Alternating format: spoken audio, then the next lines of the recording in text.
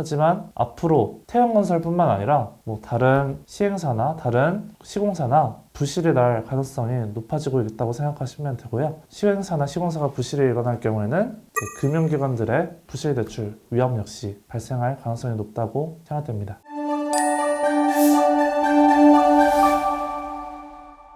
안녕하세요. 낭만로이어 송태근 변호사입니다. 오늘은 프로젝트 파이낸싱에 대해서 말씀드리고자 합니다. 뉴스에서 위기의 프로젝트 파이낸싱, 줄여서 PF라고도 하는데요. 이런 단어를 많이 들어보셨을 겁니다. 금리가 높아지면서 이런 뉴스가 많아지고 있는데요. 실제로 최근에 태형건설이라는 커다란 기업이 워크아웃에 들어가기도 했는데요. 뉴스에서는 태형건설이 무리하게 PF 사업을 추진하다가 자금 경색에 빠졌다고 그 원인을 찾고 있습니다. 또 예전에는 뉴스에서 난리 났던 사건이 둔촌주공 사태가 있었는데요. 역시 프로젝트 파이낸싱, PF 관련하여 발생했던 일이었습니다. 당시 PF 전문가로서 인터넷 언론사와 인터뷰를 했던 기억도 나네요. 그렇다면 요새 문제되는 위기의 프로젝트 파이낸싱, 이게 무엇일까요? 부동산 전문 변호사로서 궁금증을 간단하게 풀어드리도록 하겠습니다. 그러면 프로젝트 파이낸싱이 어떤 건가요? 일반적으로 프로젝트 파이낸싱은 프로젝트를 추진하는 사업주의 신용도가 아니라 프로젝트의 사업성과 프로젝트에서 발생하는 미래의 현금 흐름을 담보로 하여 자금을 조달하는 금융기법이라고 정의됩니다. 일반 기업 금융과 비교할 때 차주의 신용보다는 프로젝트에서 발생하는 현금 흐름 예측이 중요하게 판단되고요. 기업의 주식이나 기업이 소유하고 있는 부동산의 담보를 잡고 대출해주는 기업 금융과 달리 프로젝트 파이낸싱은 미래 현금 흐름, 프로젝트를 통해서 어떤 현금 흐름이 발생될 것인가, 그래서 그 현금 흐름을 담보로 대출이 나가게 됩니다. 주로 인프라 사업 등 투자 규모가 크고 사업 불확실성이 높은 경우 일반 기업 금융으로 진화하기에는 기업의 리스크가 매우 크기 때문에 전 세계적으로 프로젝트 파이낸싱 금융기법이 널리 사용되고 있습니다. 저희가 주로 보는 커다란 건물들 아시죠?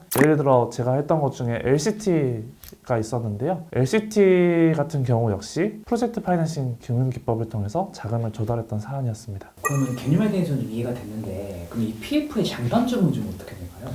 프로젝트 파이낸싱을 하고자 하는 부동산 개발자 입장에서 아래와 같은 프로젝트 파이낸싱의 장단점이 있습니다. 장점으로는 첫 번째, 위험 분산이 있습니다. 채무 불이행 시 기업 금융으로는 주식이나 부동산이 날아갈 위험이 있는데요. 이런 경우를 대비하고 미래 현금 흐름에 담보를 잡기 때문에 기업에 미치는 위험을 분산시킬 수 있습니다. 두 번째, 부채 수용 능력 확대가 있습니다. 사업주 재무 구조상 가능한 차입 수준이 있는데요. 예를 들어 1,000억 원짜리 매출의 자산이 있는 기업이라면 1,000억 원 이상 대출 받기는 어려울 것입니다. 하지만 프로젝트 파이낸싱 기법이라면 미래의 현금 흐름을 보기 때문에 가능한 차입 수준을 넘어선 커다란 대출, 1조 대출, 그 이상의 대출 역시 현금 흐름이 미래에 확보된다면 가능하다는 장점이 있죠. 그러나 단점이 있습니다. 단점으로는 첫 번째, 높은 금융 비용이 있습니다. 금융 수수료나 컨설팅 비용 등 금융회사들이 요구하는 금융 비용들이 추가로 지출될 위험이 있고요. 두 번째로는 복잡한 금융 구조, 그리고 프로젝트에 장기간이 소요된다는 단점이 있습니다. 미래의 현금 흐름에 대해서 담보를 잡는 것이기 때문에 바로 수익을 얻기보다는 대주의 엄격한 통제에 따라서 우선적으로 변제를 해야 이후 수익을 창출할 수 있다는 단점은 있습니다. 요즘 PF가 이슈인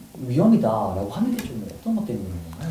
우선 제일 근본적인 위험은 고금리입니다. 금리가 높아지면서 은행들이 아무도 위험한 사업에 투자하려고 하지 않기 때문에 프로젝트 파이낸싱이 전반적으로 멈춰 있는 것입니다. 고금리로 인해서 프로젝트 파이낸싱 같은 경우에는 대부분 변동금리로 이루어지고 있는데요. 처음에 프로젝트 파이낸싱을 시작했을 때는 이자가 4% 정도였다면 변동금리로 인해서 이자가 7%, 8% 올라가기 때문에 그 과정에서 이것을 버티지 못하고 개발사나 시공사들이 파산을 하게 되는 사태가 벌어지게 됩니다. 최근에 있었던 태형건설의 워크아웃 역시 고금리로 인해서 부담해야 될 이자가 높아지게 되었고, 그래서 이를 감당하지 못한 기업이 회생 절차에 들어가게 된 것입니다.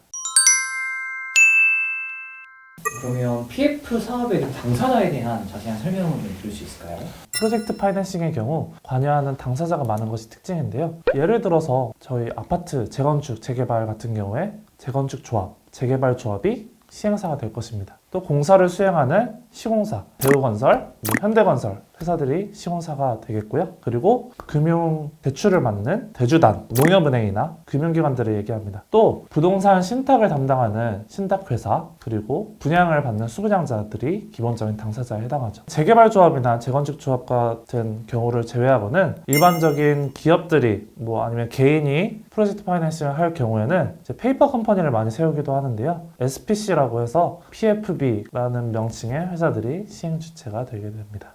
그 밖에 펀드가 개발 사업에 대출을 하게 되면서 이제 펀드에 투자한 투자자와 펀드 운영을 맡게 되는 집합투자업자, 신탁업자들도 개입하게 되고요. 여기에 시행사의 투자자, 채권자들도 있고 분양 보증을 위한 대안주택 보증도 참여하기 때문에 이들 사이에 복잡한 이해관계를 조정하기 위해서 변호사들이 끼어서 계약서들을 작성하고 관련 서류들을 작성하고 있습니다. 다음은 PF와는 좀 차이가 있겠지만 일반적으로 절차가 좀 어떻게 될까요? 화면에 나와 있는 바와 같이 이제 처음에는 브릿지론 프로젝트 파이낸싱이 먼저 이루어지게 되는데요. 이를 통해서 토지를 구입하게 되고 토지를 구입하는 자금을 대출하는 것을 브릿지론이라고 합니다. 이때는 인허가가 실패할 위험이 존재하기 때문에 이에 대해서 잘 살펴볼 필요성이 존재하고요. 그리고 본 PF에서는 건물을 올리기 위한 대출이라고 생각하시면 됩니다. 이때는 분양이 되지 않을 위험성이 존재하고요. 최근에 프로젝트 파이낸싱 문제가 되는 건들 역시 고금리로 인해서 분양이 잘 안 되기 때문에, 즉 미분양이 되었기 때문에 시행사들이나 시공사들이 대금을 받지 못해서 어려운 상황이 많이 발생하고 있습니다. 현재 리파이낸싱을 통해서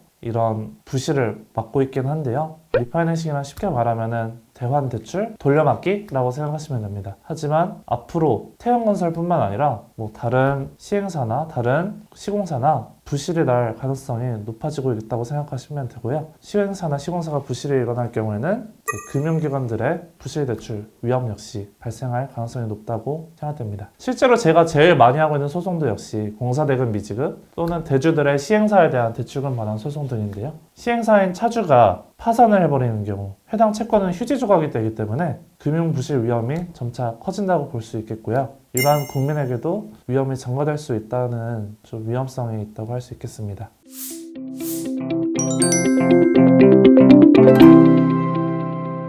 오늘은 간단하게 PF 개념에 대해서 알아봤는데요. 부동산 전문 변호사로서 그리고 PF 전문 변호사로서 프로젝트 파이낸싱 시장이 좋지 않아서 마음이 아픕니다. 빨리 금리가 인하돼서 다시 프로젝트 파이낸싱이 많이 이루어졌으면 하는 소망이 있고요. 저 개인적으로도 더 많은 사건을 하면서 많은 일을 할 수 있는 기회가 될 수 있을 것 같고, 부동산 공급이 많아지면 서울이나 지방이나 집값이 안정되는 효과도 발생할 수 있을 테니까요. 빨리 금리가 인하돼서 프로젝트 파이낸싱이 다시 정상적인 궤도로 돌아오기를 기원해 봅니다. 다음에도 유익한 영상으로 찾아뵙겠습니다. 오늘 영상이 유익하셨다면 구독, 좋아요 부탁드리겠습니다.